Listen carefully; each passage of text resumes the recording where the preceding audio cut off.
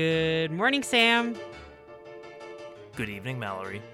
Welcome back to Nobody Leaves, a podcast that we are contractually forced to do, and we are trapped here. We have to recommend each other stuff every week, and we are bonded for life. Like yin and yang, we will never separate. It's true. We will form a K-pop cage that oppresses the lower class. A lot of interesting metaphors you can make here with our current subject. Mallory, what are we going to be talking about later today? Today we are going to be talking about K-pop Demon Hunters. New movie just dropped on Netflix 2 days ago. When you're watching this, it's been a little bit longer than that, but yeah, we're all hype about this new flick, that we just checked out. I put Sam onto this new joint. We're going to hear how he feels about it. I'm certain. Yeah, oh yeah, the one guarantee is you'll know how I feel about K-pop Demon Hunters. Yeah, and okay. Me too. And if you're one of those people that kind of tunes into our podcast because you like people fighting, I think this is the one for you. so stay tuned. But yeah. So a couple of changes today. For one, I'm in a new room, which is actually my room, and so I showed this to Mallory, but my setup's a little odd today. I'm sitting on my bed, or I have a desk sitting on my bed with my laptop and all that, and then my normal background behind me, minus adding a new window. So I'm gonna be a little weird. I feel very strange in this new setup, and nothing really has changed, but everything has changed. Yeah, I don't know if I can show the picture you sent me on the video, but yeah, it was pretty insane. I think having the table legs like folded up and put on your bed, I'm like, that's some dedication. That's some dedication to the pod for sure. I feel like a 2010s like vlogger. Like I have to like walk past my couch to like set the focus on my camera and then come back and sit down and go, okay. Hey guys, like that's kind of the vibe I've got right now. Very true. Yeah, it's like it feels like the 8th grade scene where she's like setting everything. She has like the completely neutral face, and then she's like has to like turn on the smile. Hey guys, like. Hey guys. Yeah, not like I don't already do that for the podcast anyway, but yeah, a little bit. Yeah, I mean, pretend to be friends with Mallory. I don't know. Your life is falling apart. Look at. I got to tell you my story of today, which is, before you went to sleep, we were playing Minecraft together. This is true. We have 28. A server. we do a SMP, I guess. What? Tell me. Yes, an SMP that never goes out to the public. I was gonna challenge you to tell me what SMP stands for without looking it up. Survive. Well, let me see if I can say it. Survival multiplayer. All right, I didn't. That's all it is. That. Oh, okay. I thought it was. Yeah. I thought it was like a whole thing about like role playing or something. But well, I mean, I think that it comes with a larger connotation of a bunch of streamers and influencers playing on a server and making like fake storylines and whatnot. Is the idea? I've never watched an SMP. I think the only thing I've seen is like a random like J-Schlatt short here or there, but we're 28. I think the point. We're 28 and we have our finger on the pulse of what people want on the internet. Obviously, yeah. Like here's the thing: is like our Minecraft server isn't for anyone except for us. It's for our group, and it's barely for us. We barely play it, but every 6 months we go, let's play some Minecraft. Here's the thing. I love my friends. I love my friends that I have my little Minecraft server with. And I kind of got really into this idea, like kind of right after you fell asleep. Me and our other friend, we kind of came up with this idea, and then he fell asleep, and then it was just me. And I was just like, I was digging and grinding away.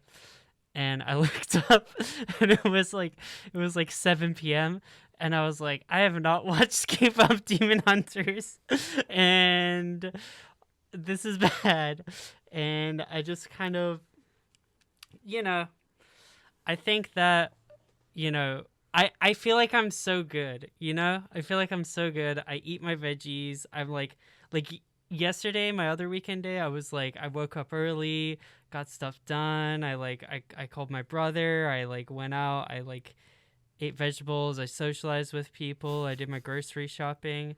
And then Not hearing a lot of today, K-pop Demon Hunters in this list. yeah, well, but then today I was like, oh, I can have a little bit of fun, but like I just lose control and I just fall apart. So, yeah, messy day. Definitely, I don't know. That's my story. Well, the mental game I play every week of justifying why I don't watch the movie until the night of Hmm. is because I can record in the morning, so it's always like, You can gotta sleep get on it. ready, gotta get the movie watched. Um, but the mental game I play is like, oh, well, I want to have a fresh impression. I don't want to like watch it and then wait 4 days and then be like, yeah, I kind of remember that scene. But the reality is I'm lazy. Yeah, I don't know. I feel like I'm usually more on top of it, and something about this week, I was just like, I don't know. It might have been like with all the Deltarune of everything. I think like I'm still very much on that tip, and like it was kind of Deltarune hard is to waiting. like let go. Deltarune waited so long. I had to let Deltarune in and just let it kind of crash on the couch for maybe a little bit longer than I would normally. So I don't know. I was very stuck on that, but yeah, I don't know, but we made it. We're here, and we're doing it for you, our fans, because we love our fans, and that's kind of the main thing about this podcast is that we just love our fans.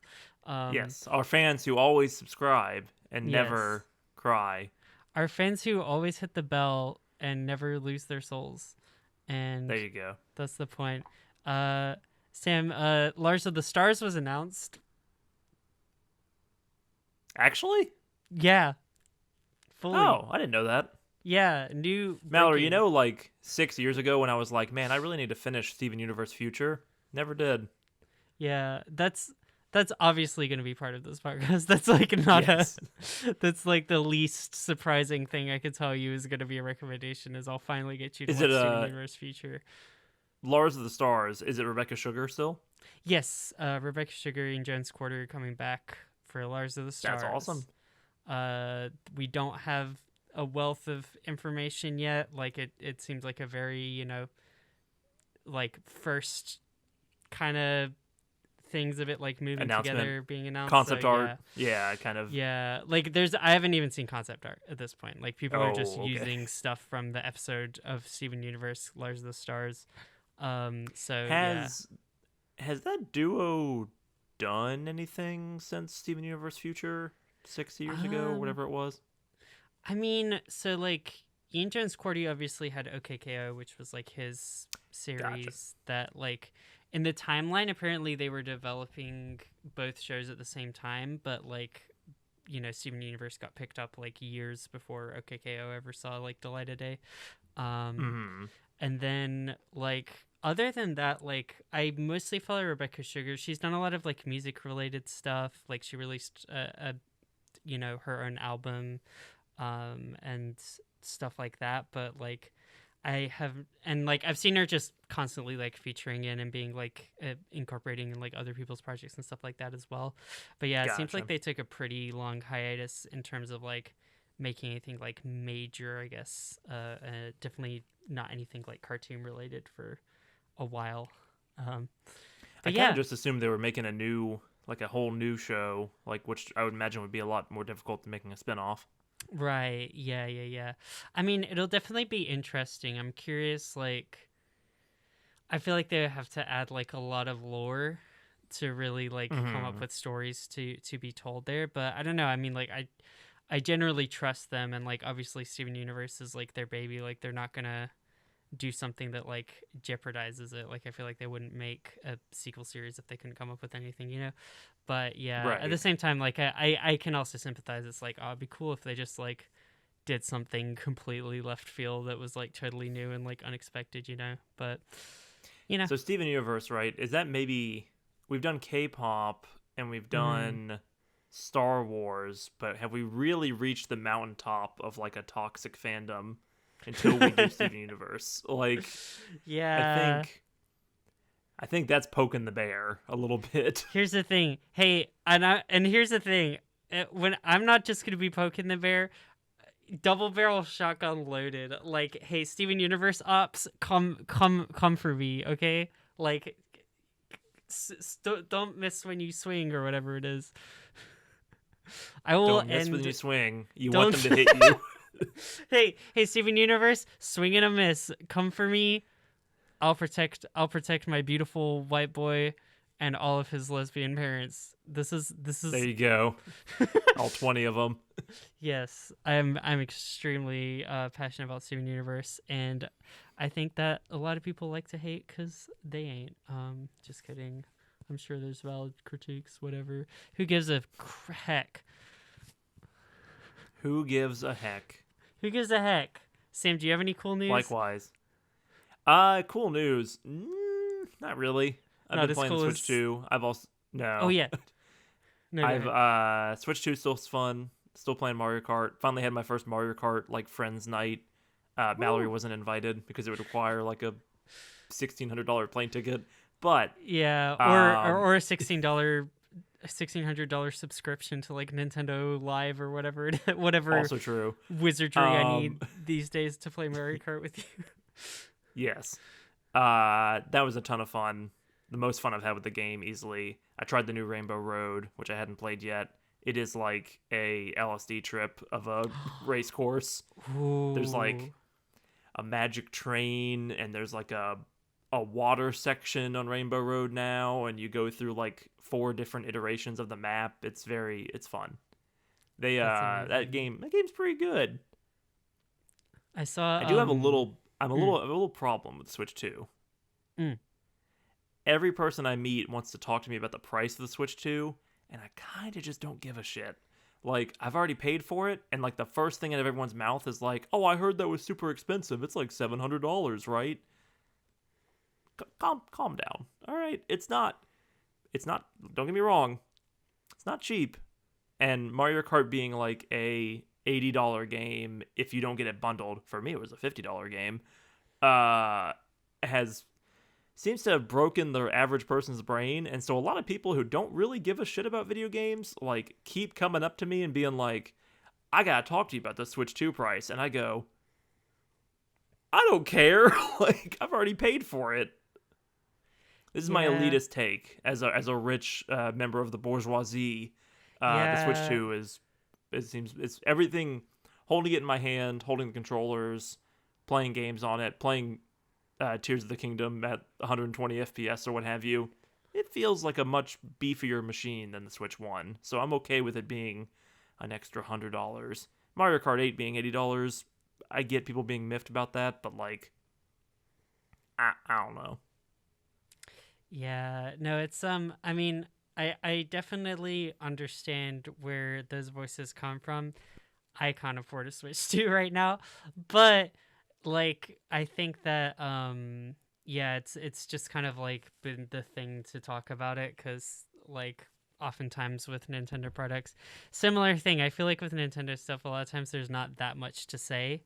So you got to kind of go for like these weird generic criticisms, but yeah, it does something that's been like that's the first thing that I heard about the Switch 2, having not really followed like much of its like development or release like closely at all. It's Right. just like stuff about the Well, price like, point, and I mean, yeah, there's that less to talk about sucks, with this but console than yeah. usual. Like the Switch, Mm, it's the Switch 2.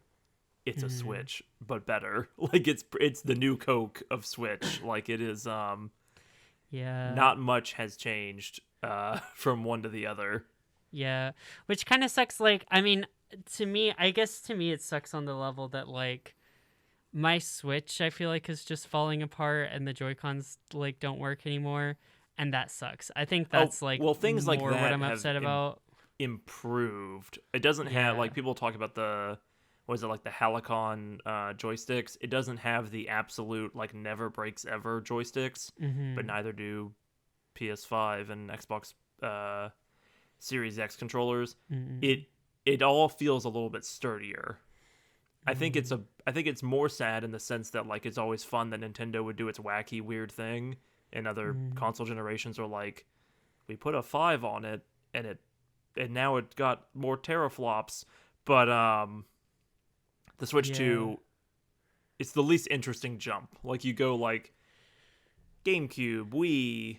The Wii U obviously has its Where's own the problems, but then the gamepad? No, Switch, and the Switch is exciting. for real, I The want the gamepad was gamepad. bad. I want a gamepad or something. Yeah, it doesn't have to be good. I just want it to be different. Right. I've been This is the spoiled. case where it's like, hey, the Switch was kind of, in terms of a form factor, like really cool. We're not gonna like reinvent the wheel here, and so there isn't much to talk about other than the price, which is whatever. Yeah, I was having a definitely. conversation with one of our mutual friends before Minecraft, and we were talking about gaming as a hobby and how it's like relatively cheap, to be honest. And look, I get it. Times are tough. Times are tough for me as well. I have $50 in my bank account right now, but the price per hour of a video game is like kind of crazy when you think about it compared to like I'm gonna go see a movie tomorrow. That's $15, 2 hours of my time. A video game is $60 or even $80, and I'm probably gonna play Mario Kart World for like 300 hours over the course of a decade. I don't know. Yeah, no, I mean, I definitely feel that in terms of like time invested. I guess you could also make like arguments about that, like for things that have like repeat value, you know? Like, I guess I think about like movies that you can like rewatch a lot of times versus like there's a weird argument like with a game like Deltarune that is like very linear. Like, there's obviously like replay value, but I could imagine a lot of people like just playing through it a single time and like dropping it versus like a Mario Kart or like the amount of hours I've probably put into like Super Smash Bros in my life, right? Like is Right. compared to like a $60 price tag, like at this point is like insane, like But so even say like yeah. you bought Deltarune like as it exists right now, 4 Hmm. chapters, and you have like what 12 hours of game for Yeah. $25. Like that's still. You ever go karting? Like it's gonna cost you $25 to go 3 laps. Like I don't, Yeah, I I don't know. guess there are and aren't arguments about it because it's like I think like impact wise, like sometimes like like I would argue that like something like A day Deltarune, at the which trampoline place or the go karting is like more valuable. yeah, or no, I guess I'm saying like I probably would put less time into Deltarune. Realistically, I'm probably not going to play Deltarune as much as I will play Smash Bros. But it's like you Hmm. can't necessarily weigh all of that impact in terms of hours. But then at the same time, if you're talking about something you do habitually, like going to the movie theaters every week or like a Netflix subscription or something like that, versus like how much you're paying for like a Mario Kart or a Smash Bros, like that kind of thing that will just eat up time forever. Or like I know that you Right. get really Well, into this is certain like games like Metal Gear Solid this or $80 price something. tag is like the attempt to like make that bet, right? It's like, okay, well Mario Kart 8 was like a 12-year video game. You buy it once Mm, for $60. Maybe you double the tracks for another $60 with that DLC they put out, and then that's it. For $120 you play Mario Kart for a decade plus. Like this is their attempt to be like, we think this game's going to be around for 10 years, so we're going to get more money out of you up front. And now the big yeah. question is like, what's GTA 6 going to do? What are other games going to like? There have been games that have come out where it's like, yeah, that probably was worth more than $60. And there have definitely been games where it's like, that wasn't worth $60. Like if I buy like, I don't know, like a Ubisoft Tower game, and then I'm being nickel and dimed as I walk my way through and go, jump in a hay bale or what have you. I've talked about Super Princess Peach before on this podcast. I walk past it a lot in the like resale thing, Not and sure if that's worth $60. it just needs to be cheaper. It just needs to be a little bit cheaper before I buy it. I'm gonna buy it because I love women, but it's just not worth as much money as I see it on the shelf for. You know? Mm-hmm. No, there Yeah. are definitely, and the problem with Nintendo games is they never go down in price, which is a bummer. Yeah. That's unfortunate. I saw Donkey's video on Mario Kart, and it was one of my favorite Donkey videos I've seen in a while. It was very, very good. I And it always made me like want when to a play Donkey Mario video Kart. drops and it's like 25 minutes, and you're like, oh, he likes this game. Yeah, no, definitely. And I like it. Truly had the just like full review mixed with like comment, like, you know, it's like, okay, we were reviewing the game, but we're just gonna take a break to like tell a bunch of jokes, and now we're just gonna like do like a montage with like the music that like probably like Mhm. Nintendo's ad department should be like cutting him checks for at this point. It's like, you know, Yeah, nobody loves Mario more than Donkey. It's an mm, interesting. It's like a weirdly wholesome. Like he's kind of cynical and kind of like a curmudgeon or what have you. At least that's like the character he plays. And then he's like, "But I love Mario," and that's like that's very charming. no, absolutely. It was very good, and he was enjoying playing the cow, and that made, and like the fact that you can play as a cow Mario, like what are you gonna do? Like no one else does it. Like I'm learning that like every yeah, Mario character has a dumb fucking name. I'm like, "What's the crab named?" Sidestepper. it's called Okay. crab. What's the bat named? Swoop. I was like, "Oh, that's kind of charming." It's yeah, I guess so. I just you don't gotta know the names. You just gotta feel it. I feel like, but yeah, no, No, I you're right. agree. I'm like, oh, you're the skeleton fish. That's cool. Like that's usually Yeah, how I am about it. I could no, not remember the definitely. name Pianta, which is like the super or Mario Sunshine little like villager people. Mm. But there was a lot of Pianta play at Mario Kart Night, week one. So Oh, that's very Pianta stocks interesting. rising, cow stocks falling. You know how it is. That's good. I like this. I like any more diversity cuz like I feel like Mario character selections are so controversial. You know what I They mean? are Like like you any have to more have your person to diversity. play in Yeah. party or in cart. Like you have to have your person that you're locked in with for 5 years or whatever. No, 100%. Like the fact that they like in the last game like that you could start playing as like Splatoon and like Link and stuff in the game. It's like anytime Hmm. they introduce a new character, like the weights and the impacts on so many parties is like very relevant. Like that's like one area like Mario Party, I think this is like not a very controversial take, but like Mario Party's been suffering for like a number of years compared to like how it was doing, and I feel like character selection and availability is like definitely a big part of it. Like they need to go a little bit more It is the wild. same 10 players like every time. Yeah. And is anyone really interested in playing Birdo? Does anyone Yeah. really want to play Wario? I know Well, I that mean, Waluigi is going to take the spotlight. Like these you've named all my like selections your in order. It's favorites, like I see. Waluigi, Birdo, Wario. That's not true.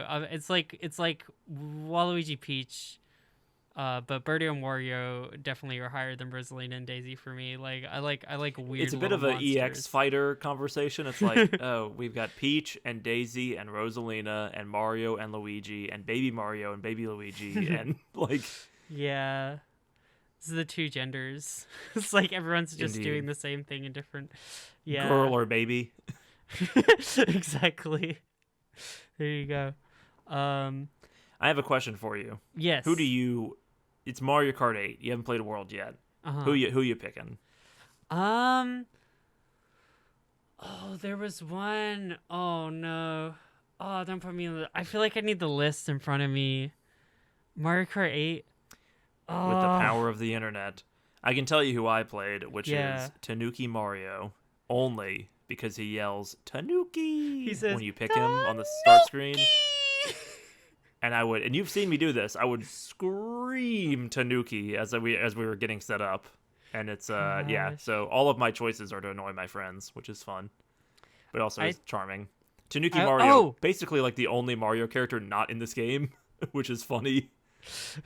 I can't believe they cut Tanuki Mario. That's pretty They cut heartless. Tanuki Mario and then like pretty lame choices like Metal Mario and like Rose Rose Gold Gold Princess Peach. Peach. Yeah, they got rid of some of the crappy choices. Rose Gold Peach is an icon. It's so funny to me. um, Gold for the girls. I pulled up the Indeed. list and I fully remembered the character because I was like, I know there was a character that I chose every time that I felt super passionate about. Isabelle from Animal Crossing. Obviously, I love Oh Isabelle. right. She's Of one of my favorite course. characters. So cute. Like, Of gets course. me, gets me, gets me. So predictable. Okay, well, what do you Speaking of want? predictable, I'm in your head, Mallory. I'm in your head. You want to do a transition? No. I'm going to set you up to make fun of yourself. Man, Because you made me watch a K-pop movie. I'm feeling extremely K-pop Demon Hunted right now. There you go. And who should I make this out to? To our biggest fans.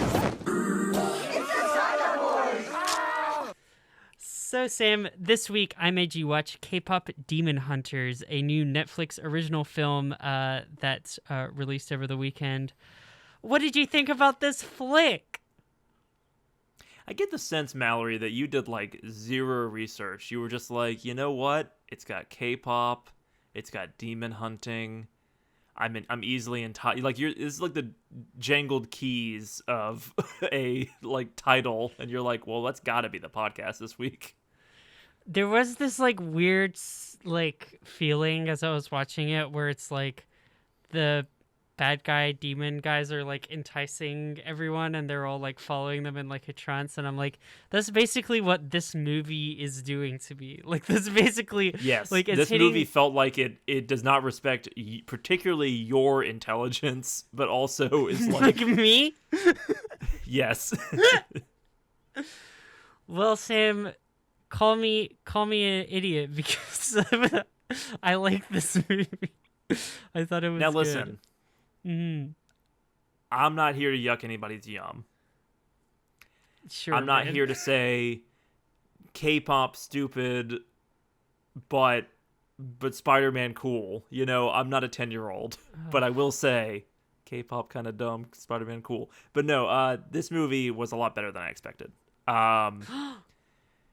When you hear the phrase straight to Netflix, I don't know about you, I get a little scared. I expect a little bit of like, I expect the movie to kind of talk down to me in terms of like it to be like maybe a little like kiddier than I want, or a little like simpler than I want. And this had that in spades, but it was also really, really well animated and really fun. And it had animation sequences that reminded me of the new Teenage Mutant Ninja Turtles movie that came out a few years ago, which is excellent. Mutant Mayhem. Couple moments that did remind me of Spider-Verse. Mitchells and the Machines is a movie I haven't seen, but what I've seen of it, this felt the closest to in terms of like animation and like expression. And there's a lot of expressing in this movie. There's a lot of like squishing and stretching and characters turning into chibi versions of themselves, and like I like the trend of, oh, every member of the trio is going to be a little gremlin at times. Like that's a good trend. This movie's very fun.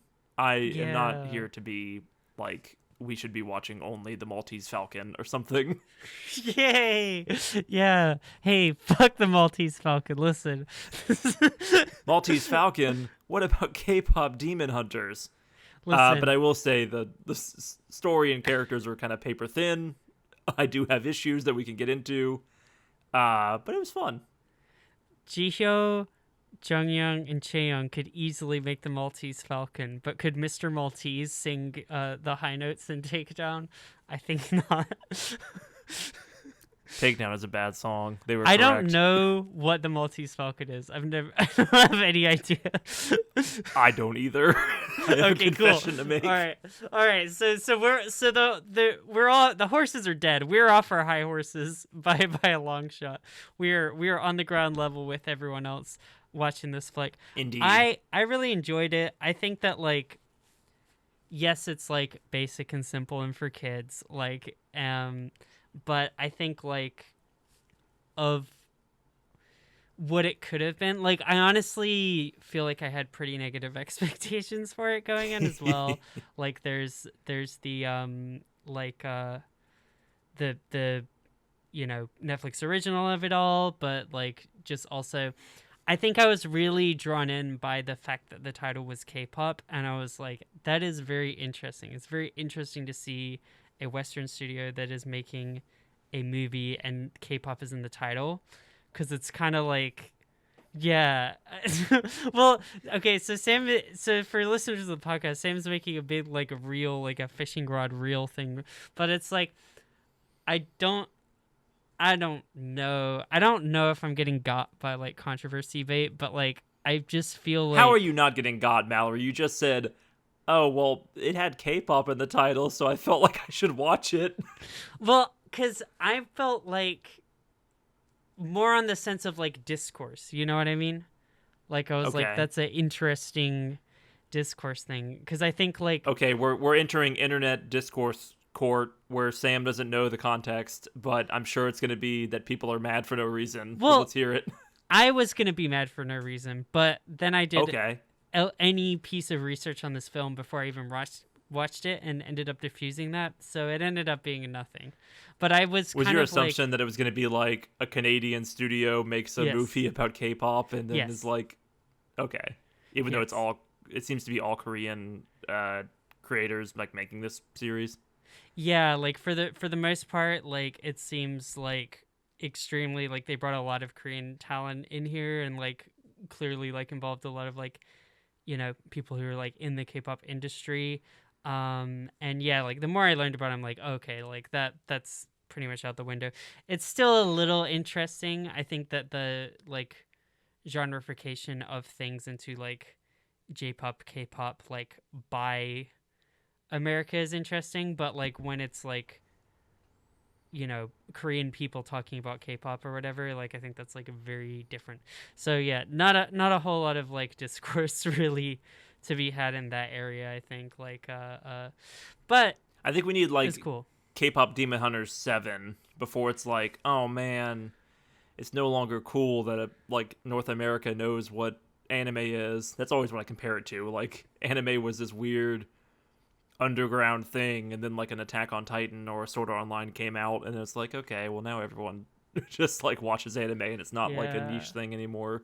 Well, 'cause K-pop, I that's- don't think has quite Yeah. gotten there, but by the time we get to K-pop Demon Hunters 7, we'll be there. That's the thing. I mean, I feel like it's definitely been moving in that direction, and like, I mean, Right. first of all, the fact that I know what it is, like, it's gone way beyond. Like, it should have stayed. If I found out about it, like, it needed to be more underground. I shouldn't know. Yes, Um, Mallory. The backdrop behind Mallory is actually like a green screen. She typically lives with like her head in the sand, like Yeah, with I like don't no hear knowledge about of anything, anything. including things she loves. Yeah, I don't find out about anything, but yeah, like I'm too far of a reach.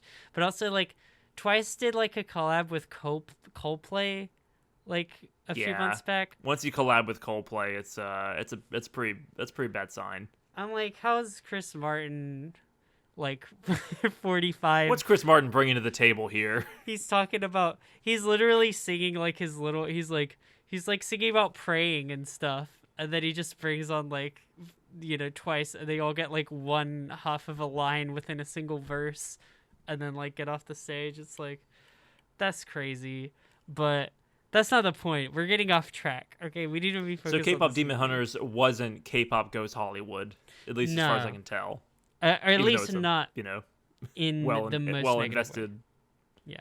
animated feature, but yeah.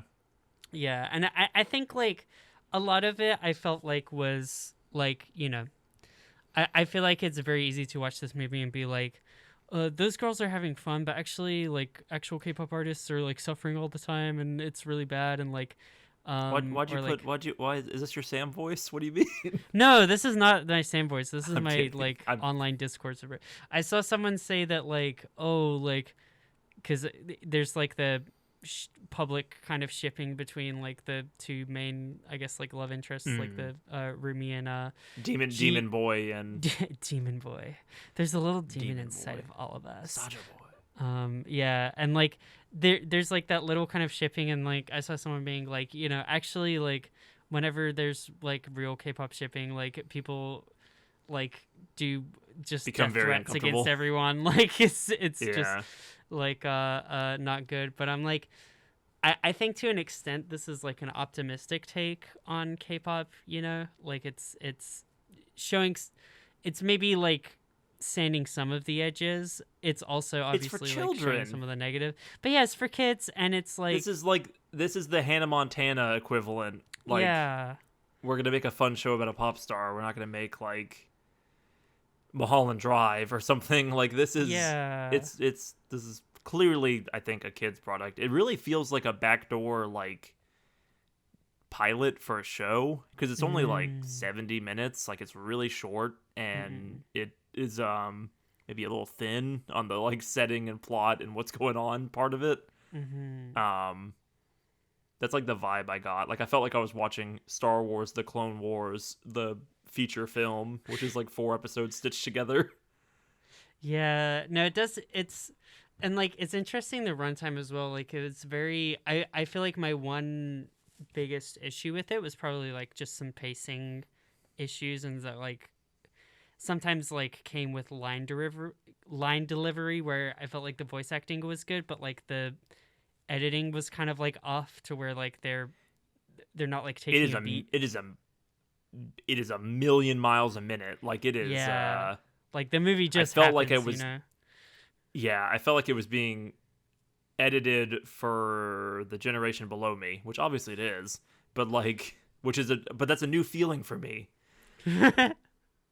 We're getting That's a old. new feeling for me because I've never been the old. I've always been like in like the marketing survey of like 18 to 25. I've always been there or younger, and then now it's like this isn't made for me, and I'm old and I'm sad.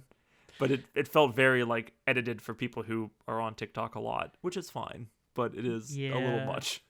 Maybe that was it. Yeah, I don't know. It just felt like a little unnatural at parts. Like I needed a little beat, a little like time to process the way that their face reacted before they like started saying something, you know? Right. It's like So we have to yeah. react and then we have to immediately move on to the next joke or what have you. Yeah, it was like very very quick pace. That said, there were some like lines that really got me. There were some like good gags. Like you were saying about the visuals, that was like one of my favorite parts. I think that like the fact that they cartoonified it, so like they took advantage of the Mhm. fact that it's a cartoon, the like reoccurring like popcorn gag that happens, like it's Yes. explained It's very slowly in the first scene, and then like it can be just be used as shorthand for them being horny basically for the rest of the right. movie. It's just popcorn sprays The, out of their eyes. I know it's not like I know it's now been like a thing for a while, but like seeing a 3D model react like a 2D cartoon is really cool. Mm. Like that didn't work for a long time and now it just works and it's really well done.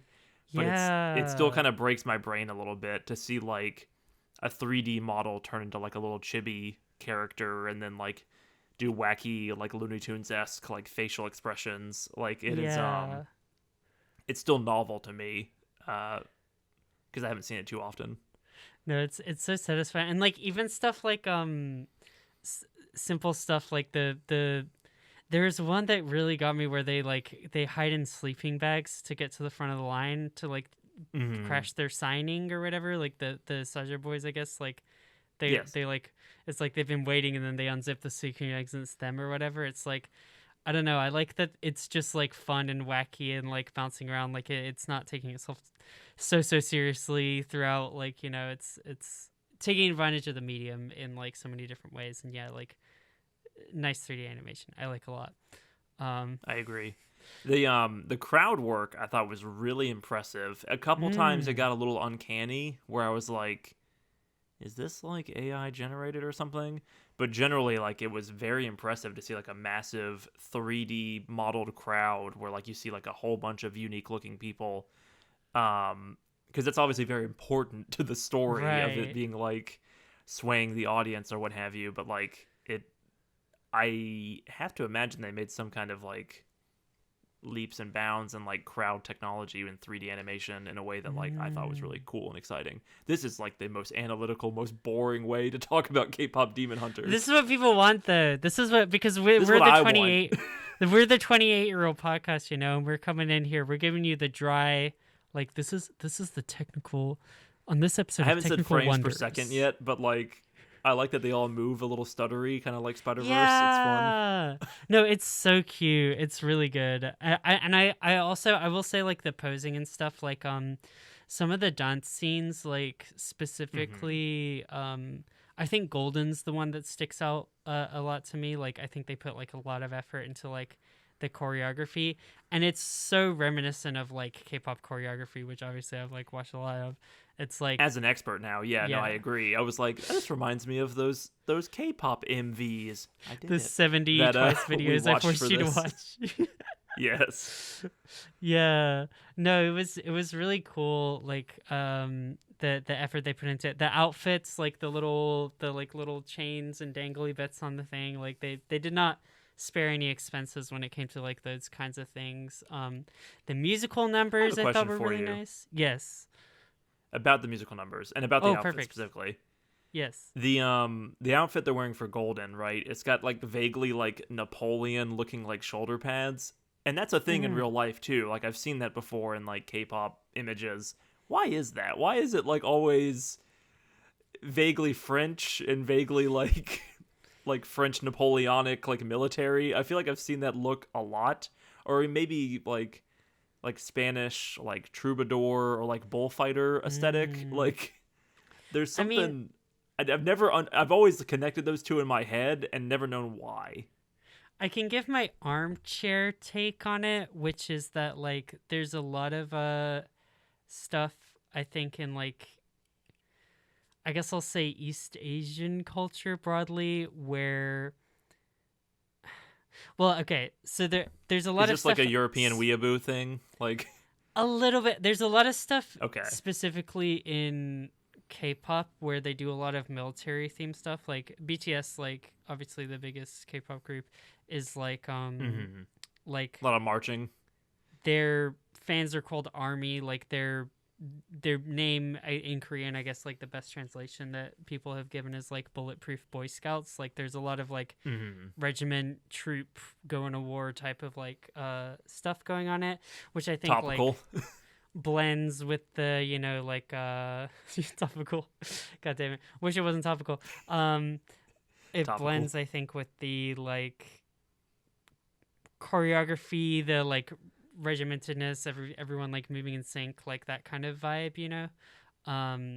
Which is why I think it gets like invoked a lot. And then I think like from there it's just like echoed out. So yeah, like it's I don't necessarily want to go as far as to be like European weeaboo reverse card or whatever, but it's like there's a little bit of that. It's like, okay, we're gonna do a military aesthetic, how are we gonna present it? Let's like pull in this thing from this culture and that culture or whatever, and then Right. yeah, those things have just become popular because they're very recognizable, I think, like around the world. Listen, I'm sitting in the country that steals all of its culture from other cultures. So like don't get it twisted here, but I am like it's interesting to see those influences and then see them obfuscated further by it being in like an animated project. It's like, oh yeah, no, it's I mean, it's cool.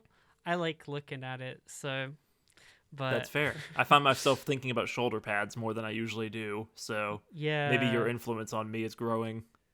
I like the I don't know, I like the girls, they're good. I like the toughness of them. I like the like they can have that like military side while like displaying their femininity and everything. I like the song selections. I like the personality selections. Like obviously like they weren't going to have a whole lot of time to characterize like, you know, Zoe and Mira, like, you know, right. In I will so say they are much like depth. as like Powerpuff Girls coded, or like as like you already know what it is. There's going to be the one that's kind of moody and tough. There's going to be the one that's bubbly and excited, and there's going to be the main girl. And like it is as generic trio as you can get, but it like does the job. Yeah, no, and it's like they put just enough into them where it's like, okay, they're relatable.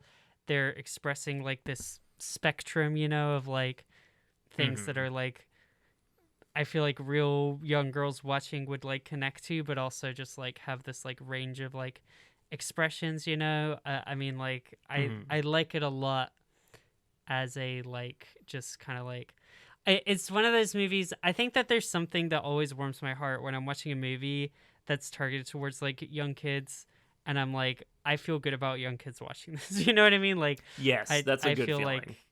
like I feel like this is good messaging to give to kids, and I feel like kids relating to this would like take away something positive from this movie. So yeah, And it has love the that. like tale as old as time Pixar, like your differences make you True stronger, or your colors. differences make you, yeah, exactly. Like, it's, I'm not gonna say this is a new territory, but yeah, like, oh, what makes you different can be accepted and can be exciting and important and what have you. I will say, the only time the pacing really became a problem is where Rumi is like, Master, you must like kill me because I've become a demon, and then immediately like we don't see anything else with her, and then she's like, off screen, I've solved all my problems, let's sing and end the movie. And I was like, what happened there? Like, I know we talked a Yeah. couple weeks ago about like musical logic, and this Mhm. movie definitely leans into that a lot, but like really feels like Rumi kind of just solved her problem like on the walk over to the stadium, and we weren't privy to that, and that was a little strange. Like, that felt like cut for time a little bit. Yeah, no, there's definitely, I think that is probably the most noticeable one of those where we're kind of like jumping or skipping a little bit of a logical Because it's the thing, most but like, important, right? Like, yeah, no, you would think definitely. it's missing like a scene. Yeah, and it's also like the mentor character was very interesting. First of all, I would do anything for her. But second of all is You do it second of all, all every time she's on screen. She's like demon racist. So that's like her whole character. I have issues, but the but the thing is the, I was like, let's see if I could just like move past that and not get. Because she looks cool. Because she looks like young Michelle Yeoh or whatever. She just has like gray hair streak, and she's like really mean to her daughter. And Mallory's, I'm in. I'm like, wow, that's so hot. I love that. You Anyway, do not say the word diva, Mallory. This is my episode. This is what you pitched to me. We're not do doing. I not There's get no diva divas of the in your week in my ones? segment. Yeah, that's a new rule I established just now. But Divas was born of Harmony Cobell, which I also technically Oh, pitched to you. You pitched that to me. Oh, god damn it. Technically, even though it was really like coming from you. I don't know. No. I'm not gonna diva her. Because there's not enough there, and I think that like it was just interesting, like why like she was like really like gung ho about like we got to keep covering this up, and like I think you just needed that moment of like Rumi being like, "Fuck you, mom." Like that's all we needed, like her to like buck the narrative with her mom. I don't know, but and like the that theming seems pretty quick broad- though. yeah, the theming broadly I think is good. Like I like that that's what they chose to make it about. Like Mm-hmm. you know, and it's like of the like if you're gonna have a villain or an issue or something in K-pop, it's like having it be about like, hey, let's like if you're a star and you're the center of everything, but like you need to take a break because you have some personal mental health issue, you should be allowed to Right. basically. And it's like I think presented in such a like nice way where like they have the fans being like, oh wow, this is gonna be such a great performance, and then they're gonna take a break afterwards, which they really deserve. And it's like people say that a lot in K-pop fandom, and I think it's like, And then they go, when's the next single? Yeah. well, I think that like K-pop fandom of fandoms is like they have a group of people that will actually like go out and argue for that. Obviously, there's still going to be the when the next single people, but it's like you don't get that as much for like Tyler the Creator or like Sure.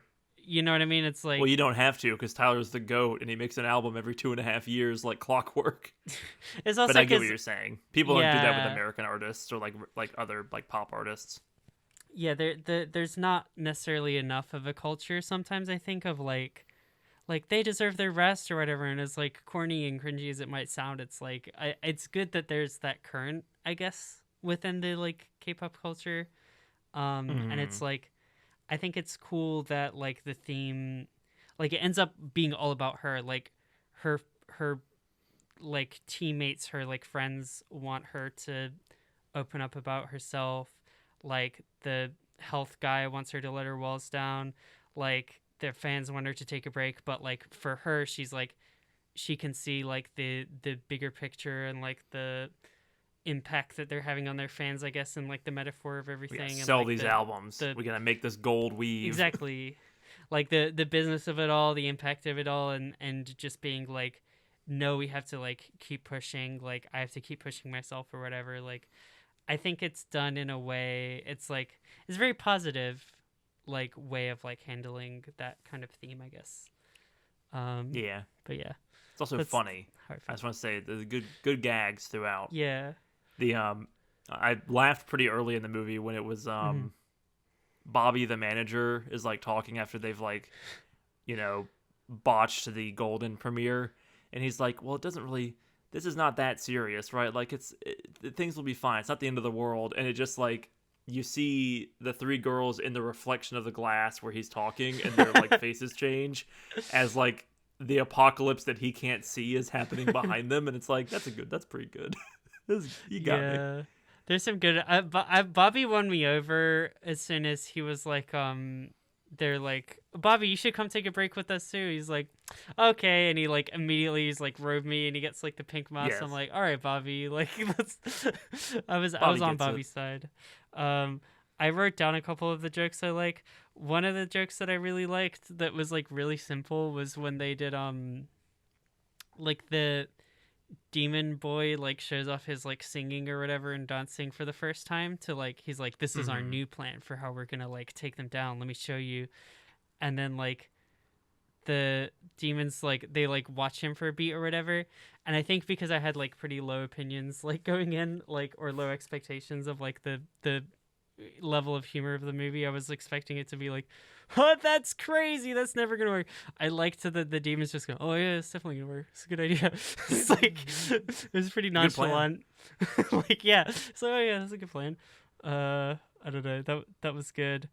I like that there's like someone says like they're so hot and they're so respectful, and then there's like it's popping on their like it's like an advertisement basically for the Saja Boys that's like popping up on their phone where it's like Saja Boys, and then it's, like there's like literally says so hot, so respectful. And then I was like, the idea of that as a tagline is like really really good. Yeah, I don't know, just like little minor things that really got me. There's some good gags. I like the cat too. The cat's good. I like cat was very I like good. It's the slowest moment in the entire movie where it's like we're gonna do this little gag of it trying to set the flower pot up. Yeah, no, they did do a good job with that, and the little weird crow, and that was another laugh line crow. Of the like why does the crow have a hat? I made the hat for the cat, but the crow kept taking it. It's like really, yeah. It's like the crow really gives specific. a side eye, but it's 3 eyes, and it's just like this is good. There's a couple good little gags. The best part of the movie, however, and I feel like I'll say this and you'll be like, of course you like that, is when they're fighting the thing and like they're doing the comeback, like the three of them, like she comes in, she's like had her like off screen moral resolution, and they're like slowly like it really is off screen. It's like there's no reason, like I'm expecting like another 20 minutes of the movie, and it's like, oh, this is the final song. Like what happened? Yeah, no, for sure. But yeah, like it's like when they're in that moment and like the three of them are coming together and all their hearts are lighting up like in Belle or whatever. And then like the big evil fire demon literally yells, "Stop the song!" That's that is the music. That is any movie where the villain goes, "No, stop playing that music," is so funny to me. It really, really got me. Yeah, I've been ranting for a bit. It's a good movie. Movie. It's pretty good. I cried a lot. Oh my god! I cried a lot watching the movie. Yeah, because I think there's something about it. It's like so basic, but it's like, yep, here are all the things that will make you cry. There you go. I think it says a lot more about me than it says about this movie, to be clear. I think it says a lot more about you than this is with this movie. Like, look, have I teared up at a Pixar movie here and there? Absolutely, but like, this isn't quite on that level. Like, this is a little more yada yada-ing. Yeah, it's just kind of bludgeoning me with themes that I relate to. I guess it's not particularly like the most Deep. best execution of them or the most deep or the most revelatory thing or anything like that. Um it's a good movie, but yeah, I feel like I'm not being honest if I don't say that I was legitimately tearing up for like at least 50% of this movie, like the back half. I was like, damn. 50%. It was a lot. It was a long time that she's the demon thing is going on her face. She's like, oh, I gotta hide my markings. Where I was like, damn, damn girl, wow, so true. and then I got on here and I'm quite literally hiding my demon markings. Like, yeah, I don't know. It's been a bad skin day. It's been a bad skin week. I see. Yeah. It may be connected to the white face paint that I've been coating myself with for this very podcast, but yeah, It's possible. Yeah, I don't know. It's like it's themes that are relatable to a lot of people, which is good. That's all. Yes, I would say it is serviceable is too mean. This movie has some stuff going on. Like, it's got really good animation. I would say plot is, serviceable. It is just like a little bit paint by numbers, a little bit basic, but well executed, fun presentation. They did a little bit better than I expected in terms of being, and I think that's like, when I say that I came in like with low expectations, I was still expecting to enjoy the movie, but like, I think in terms of the plot, it's like, okay, this is going to be like a super simple plot setup. I do think that I do feel like they were consistently dropping things where it's like, here's new information that like changes the way that you're thinking about it a little bit. Right. Like, they do the twist of her having the demon marks early in the film, like, happens pretty quickly, but is also like, oh, that's a cool little, like, yeah, you weren't zag. expecting that from the trailers. I feel like it does. I didn't watch the trailers, but yes. yeah. I mean, it's not even like the first part of the movie, I feel like, is very much what you were sold in the trailer, I guess. So it's like you have that same experience. It's like that is a nice zag. I think the like reveal of like the guy, like he actually like kept his family, he betrayed out his of the family palace or whatever. what have you. Like, yeah, that's it. The sequence where you finally learn like his secret is pretty well shot, with like him like getting drunk in the palace, but getting, cartoon drunk. Like, we can't really show eating a bunch of fruit and being like, oh, I'm rich and I left belly my family. was full. Exactly. But then like the him showing up in like the Lazy Susan reflection is like, there's some good shooting, Yeah. some good shooting here. There's some Yeah, good definitely. shots, Yeah. some good like compositions or what have you.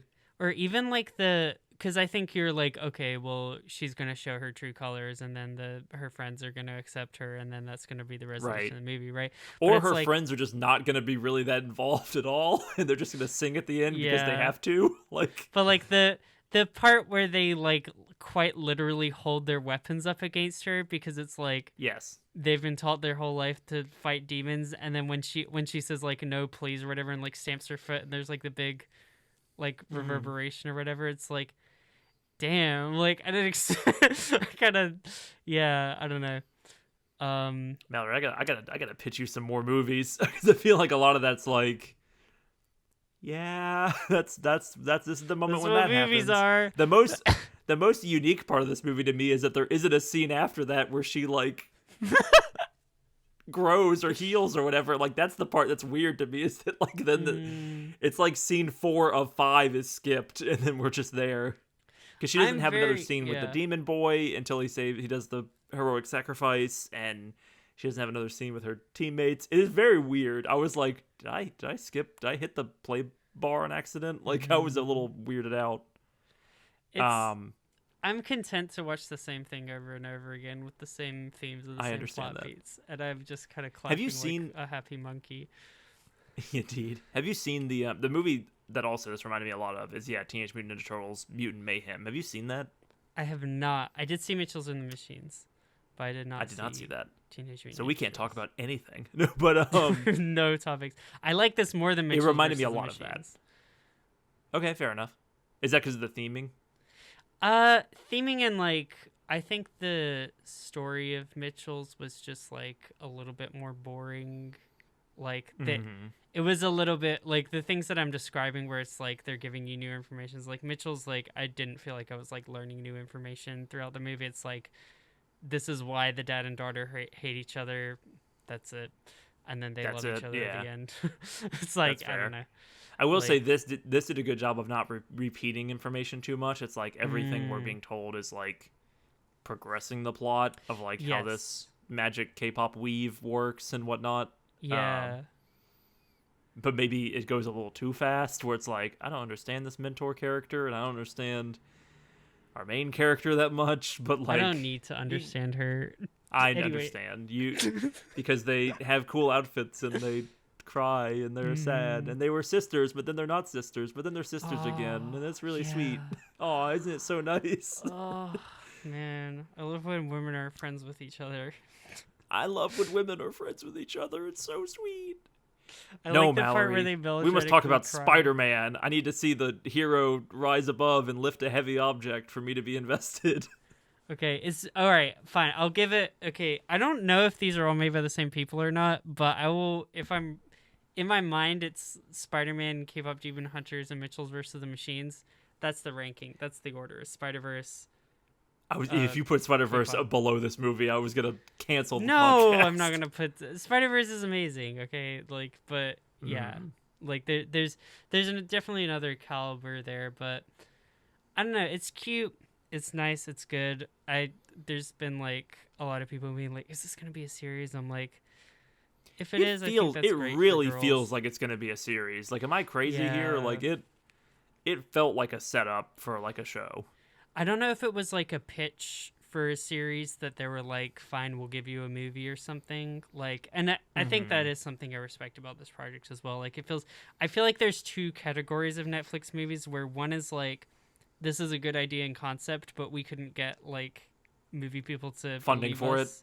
Yeah. We had so to go we're to like, Netflix, but then they gave us 70% of the budget we wanted, kind of thing. Yeah, but we like got it over the finish line. Now we can actually have a franchise because people are responding to it well. Versus like there's the other kind where it's like this should be good, but it's demonstrably really bad, so it's been scaled back. This definitely feels like the former category, not the latter. I agree. No, Yeah. like this is quality, and if it became something more, it's like a good foundation to build out and like Yes. flesh out the other two girls and flesh out the mentor and the demon culture or what have you, which it really kind of ends and it's just like, oh yeah, but we beat those damn evil demons, even though there's a lot of like, are all the demons that bad? Like, there's some questions here and there. Yeah. When's the Andor of this gonna come out where they like redeem? Yes. There's good people Absolutely. on both sides. Yes, war. There are heroes on both sides. Yeah. Where's my Star Wars title crawl for K-pop Demon Hunters? No, I mean, I thought the fact that he's like 400 years old, I'm like, okay, well, he has to die and they don't kiss, and that's what happened. I'm like, good, goodbye. I feel like there's a thing of like, his arc is resolved by him like overcoming his like guilt or whatever, and like it's like a ghost letting go of their lost baggage that like passes on. Like that might be very much more so. what it is than the Demon Society being like.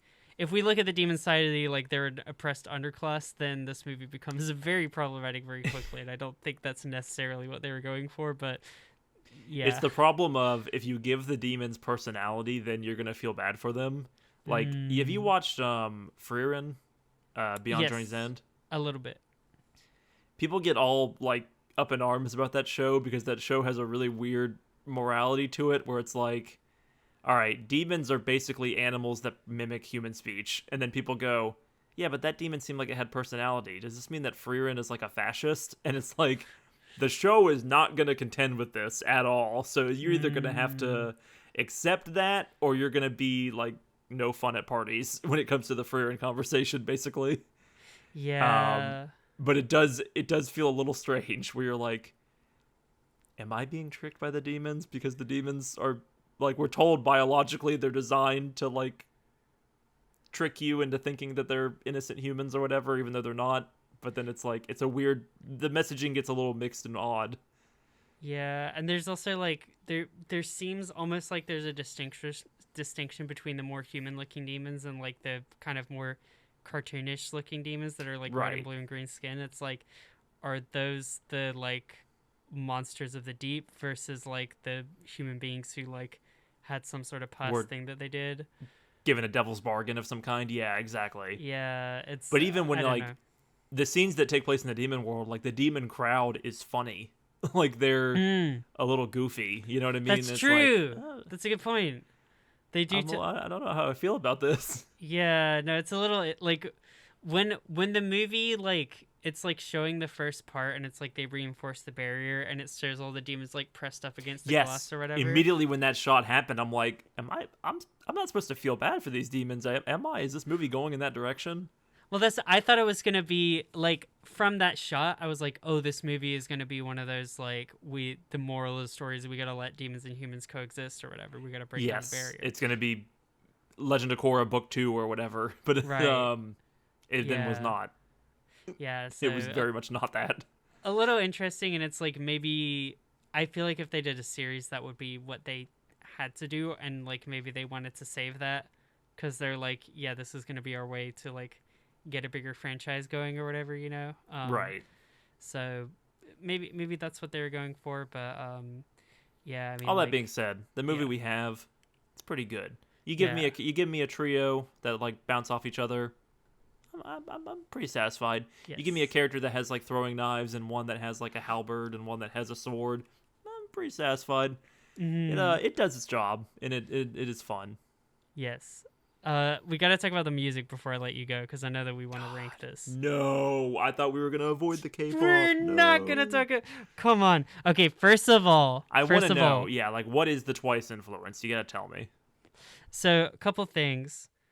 Before we even get to Twice, Audrey Nuna is on the soundtrack. Okay, That's crazy. Do you know? You're that's familiar? crazy. No, I know the name. Okay, Audrey Nuna's awesome. We gotta do an album of her sometimes. I got recommended Comic Sans on YouTube like years ago. I know Audrey Numa. No, her album cover is like a blue background and her face, right? And it's kind of kind of distorted or like yeah. I know. I think I know who you're talking about. Yeah, she's amazing. She's been releasing like amazing music for like years. They put her so there's like the English trio, I guess, that like sing a lot of the songs, and then there's like also Twice coming in to like sing some of them. But yeah, like they got Audrey Nuna on there, amazing. I think the vocals on Yes, a lot A of these Liquid songs are so Breakfast. fire. I know this album. No, Yay! yeah, Okay. I Okay. thought you might. okay. Audrey Nuna was also my first exposure to Jack Harlow. That's funny. Who I don't like. That's the other thing. Okay, I'm on this podcast. I will defend Steven Universe to death. If you like Jack Harlow, let's. Why? What? You don't like Jack Harlow? No one's gonna. That's like weak sauce. No one's gonna come and defend Jack Harlow. It is. Listen, it's basic bitch like pop rap or whatever. I Yeah. got a couple Jack Harlow songs on my running playlist just because they're catchy. Just because they're catchy. There is no ethical consumption under capitalism. I can There's like no- listen to things that are kind of shitty and be like, all right, this is fun. I'm just like I don't get why he's on. I have so many songs with Jack Harlow featured on them. I'm like, how do you get on this one? Yes, Like, he's- much like a Post Malone or like a Machine Gun Kelly. I'm like, why is this guy so popular? Yeah, like how do you get where is he on Lil Nas X? Why is he on Jungkook now? Like he's just all over the place. Right. But yeah, this isn't about him. It's about No. Twice. Okay. Twice song like so they do a version of Takedown. Like there's an English version I guess of Takedown, and then there's like a It's in the credits, I think, too. Yeah. yeah, I think that's like the version they use in the credits is the Twice version. They took 3 of the members, which was really cool. I felt like it was cool because like Chaeyoung and Zoe, I feel like have a lot of similarities in terms of like being like creative, like writing in the notebook type of people, like the also being small and diminutive, but being like the cool like rapper or whatever with tattoos. And And then you got Jihyo, the leader, like the super confident, big vocals one. You gotta have Jihyo Right. on it. It was also Of cool to course. see. Yeah, I know who you're talking about. It was also cool to see Jonghyun because, like, she's also been through a lot, and like when you talk about like the moral of the story, right, is like they're showing their true colors and they're like singing about their vulnerabilities and stuff. Like, Is she the member who took the mental health break or what have you? yes, yeah, she Okay. took mental health breaks, and like she's of the members of Twice, like she's the one that's like hit me that way of like because this whole thing about her weight gain basically like as a side effect of like medication or like her injury or whatever. I don't even know if that's confirmed. I think that's just like She went from a size -5 to a size Right. -3, and people are like, She- wow. she's now is like a normal human size, and you know a bunch of like angry men were like, what the heck, and got very upset. No! I saw this like live. I went to a movie theater to watch a live performance of Twice that was happening in Tokyo. It was like a simulcast. You are such a mark. You are the markiest mark that's ever marked. Oh my god. Continue. Okay, so I went. I didn't even pay. It was a free ticket. My friend was in the Twice fan club, Okay. and he was like, "Here you go. Like, I got 2 tickets to Paradise. Let's go." And we went and we watched it, and they did like little solo stages, and a lot of them were like covering different songs and stuff like that. And like Jonghyun came out to "Juice" by Lizzo. Like, Okay. that hit me, man. I was like, I love you like just coming out and saying that, like, just like fuck the haters, like ain't my fault, like I don't know, like, you know, Lizzo's songs still hit to be Lizzo, yeah, I don't know, that's cool. I liked Jonghyun I'm just letting being you go. I'm incorporated letting in you this cook. project. I want to hear this. Yeah, I mean, I've basically said it's cool to see her incorporated in this project that is about, like, hey, even if you're a K-pop star, you should be able to take a mental health break, and Right. if you have these scars or whatever, you shouldn't have to hide them. You should be able to present as your more authentic self. Like I've said it before, but I think like if Twice has contributed anything positive to the culture, it's that like their members taking breaks for like mental health reasons and stuff like that is like They're normalizing good. being a normal human and a K-pop Right. star. Yeah, exactly. They're normalizing like it being acceptable to like take a step back and return to form, and like, you know, it's been years and they're still on top of it all. They also had the song Strategy in there, and I got really excited, but I didn't show you Strategy unless you've stumbled across it, because it was Nope. our video was only Korean singles, so because I wanted to like cut it down somehow, so I was like, okay, we'll do Japanese and English singles like another day. But that Strategy, not the version with Megan Thee Stallion, but she's on that one. She's on that joint. Anyway, my favorite song is Golden. I love that song. Okay. It was really good. Had you heard it before the movie? No, this is original as far as I'm aware. To this Okay, movie. well, back to Sam likes men, I guess. I like the Soda Pop song. I thought was really good. It's good. Yeah. It was shockingly catchy for a song made for a movie. Like, I was like, I could see this being a BTS song. Yeah. Well, it was really interesting because, like, so one of them, I didn't do as much research into like everyone, but like, EJ, The Boys. I don't know if that's how I pronounce like her name, is like one of the like artists that's like singing in like the main trios of the girls, but she's like written like so many K-pop songs. Like I was just like scrolling, like she's written for Le Sserafim, she's written for Twice, and Oh, like that's cool.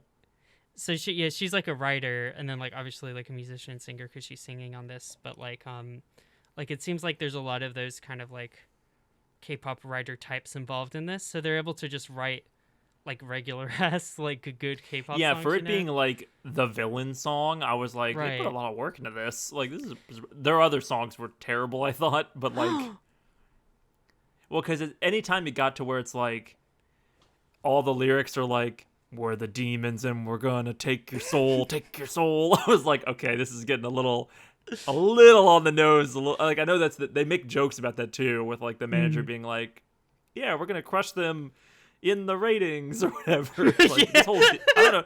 They seem kind of like nice guys. I don't know if they're actually demons. Like, they poke fun at this, but like both Huntresses Huntrix's songs and Soulja Boy songs Folks. would lean in a little too heavily to like, hey audience, we're here to kill some demons, metaphorically.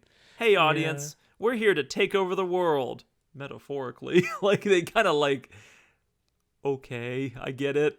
But then the Soda Pop song, I was like, this I could hear this on the radio. Yeah. in And I think it's Seoul. also, I know you're into subtlety and the I don't mind being bludgeoned to death. Let me with, tell like, you, this is what the movie ain't story's subtle. about. Yeah. Yeah. But I think Soda I know Pop writers who use subtlety and they're all cowards. exactly.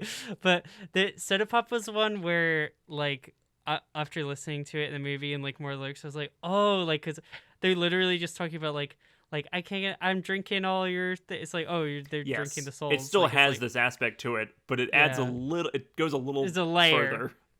Yeah. a layer between There's at least it's maybe the explicit maybe a meaning and the thin layer, but there's a layer. yeah versus I still like the evil demon song that they're on the stage. There was a line that I like. It was like preaching to the choir. I like the way that they Right.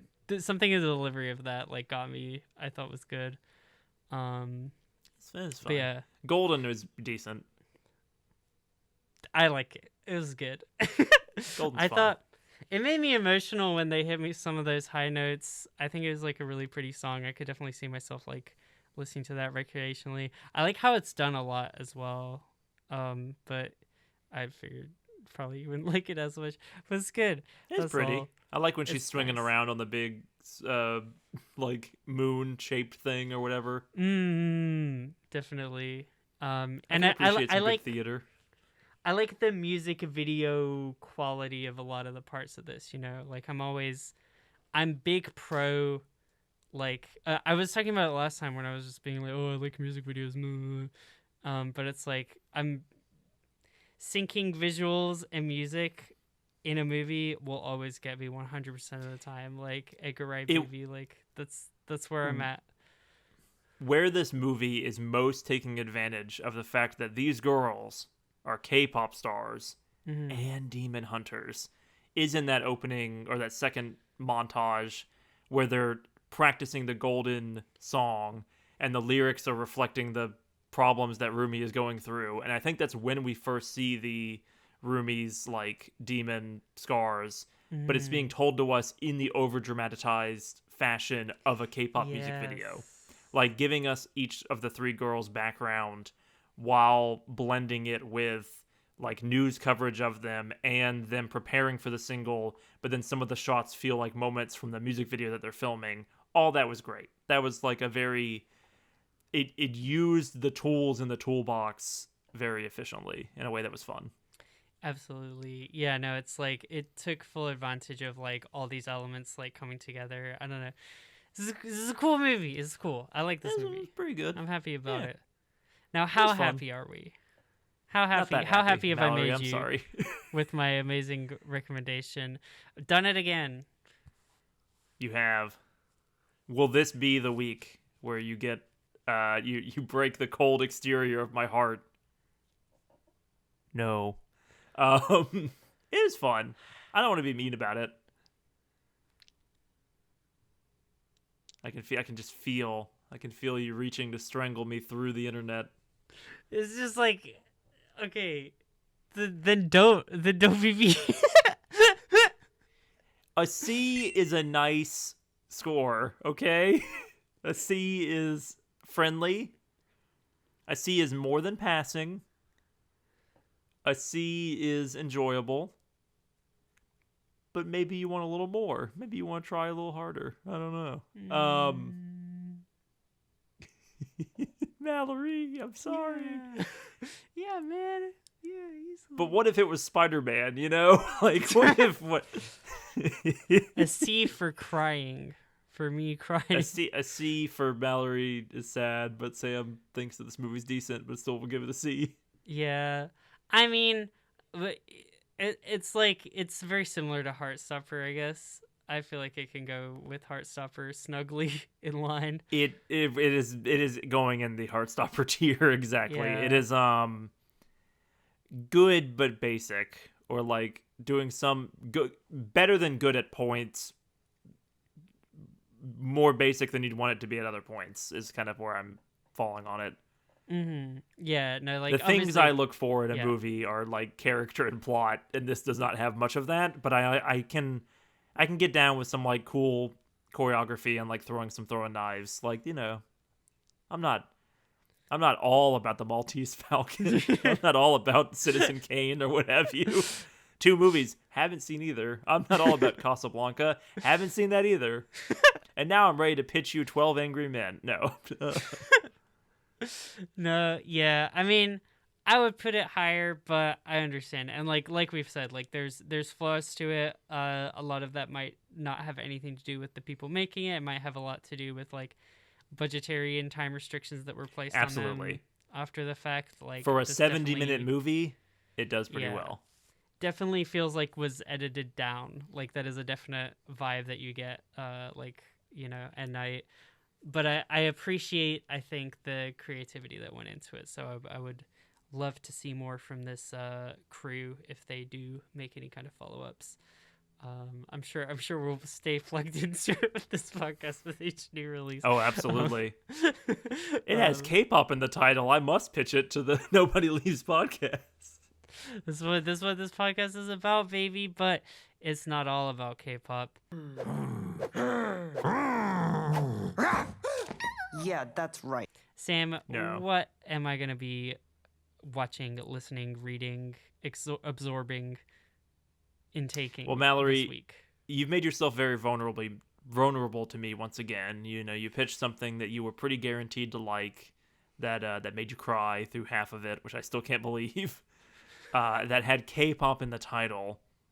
And it got me thinking. Mm-hmm. My favorite thing to do media-wise, other than maybe go to the movies, is to read manga. It's what my channel is mainly focused on. I do, you know, a variety of things, but manga is kind of the heart and soul of my media consumption, even more than anime, even more than Star Wars Andor or whatever. So I want you to read manga, but I don't want to pitch you another like 1-volume series. So instead, I'm going to pitch you 93 chapters of a series, which is maybe a little bit of a jump, but I want you to get into that flow state with manga, where you're reading like many, many chapters in a row and kind of like vibing with it. And this could totally backfire, and you could totally rip my heart out next week. But I want you to read the first half of Call of the Night. It's coming back for a second season. I think the second season will end roughly around the midway point of the series. And Call of the Night's a series that's near and dear to my heart. It has some problems that we'll talk about, I'm sure, but you know, it's Halloween in July here at the Nobody Leaves podcast. Yeah, I mean, yeah, there you go. It's demons, it's night, it's edgy. Like we're ready for it, you know. I thought Megan 2's in We're the ready. air. It's really we go from demons to vampires here at at the Nobody Leaves podcast. Yeah, you know, it's Friday the So- 13th the other time. There was did a not Friday know the that. 13th. Pretty cool, huh? Well, we release on Fridays, so yeah, that's Oh, gonna we would happen have eventually. released. Oh, we should have watched A Friday spooky the movie. 13th on. Yeah, Yeah, but that anyway. would require planning. Also, those movies are kind of boring. We don't do that. But I'm excited to get into some more manga. I'm up for the challenge. You know, I used to have like a really high score in like the Dear reading thing, and you know, I felt the moment of this movie where the manager like goes to the window. He's like, I've just been like staring at my phone screen this whole time. Let me put it away. And he goes, that's good. I'm like, yeah, like, you know, now I guess I will probably be reading this on my phone again. So maybe I was gonna more. say, yeah, like I read almost all of my manga digitally. I am very much not a purist in that sense. But I mean, yeah, I think you'll enjoy it. probably be a little bit of a detox in terms of like, we're not gonna have like flashing lights and music and stuff to like, you know, No, jangling and Call of the keys in Night is this kind of one. like it's got some antics and hijinks or what have you, but it's kind of what I like about it is that it's a little slower. It's a little like moodier. It's still very much, you know, shonen teenage boy meets beautiful girl, and beautiful girl weirdly becomes infatuated with shonen. There's problems, but I don't want to put the cart before the horse here. I know. Look, I know. Sorry. We're still dancing around Monogatari. At some point, we're gonna have to contend with the things that we like that we probably shouldn't. All right. It's just for now, raw. it's Call the Night. It's raw if K-pop Demon Hunters was higher, I think I would be being a little less like mean. And more Yeah, but now the ball's in your court. Will you go the path of revenge, or will you maybe open your heart up to something new? I'm too nice. I'm a people pleaser. Ugh, I gotta. How am I pitching you the romance, and you pitched me the one where the person's 400 years old and just dies to a fire? That's fair. Because girl power, she didn't need a man to save the day, kind of. There I don't you know. go. But every boy needs a manic pixie vampire girl to save them. And every girl needs nothing. We don't need anything. There you go. Well, yeah, next week, chapter, I think it's 93 chapters of Call the Night is a pretty good stopping point. So that's the goal. Well, for those playing along at home. Until then, I will retreat into the night. So have a good day, Sam. Have a good evening, Mallory. Please subscribe to our podcast. Goodbye. I gotta hide from my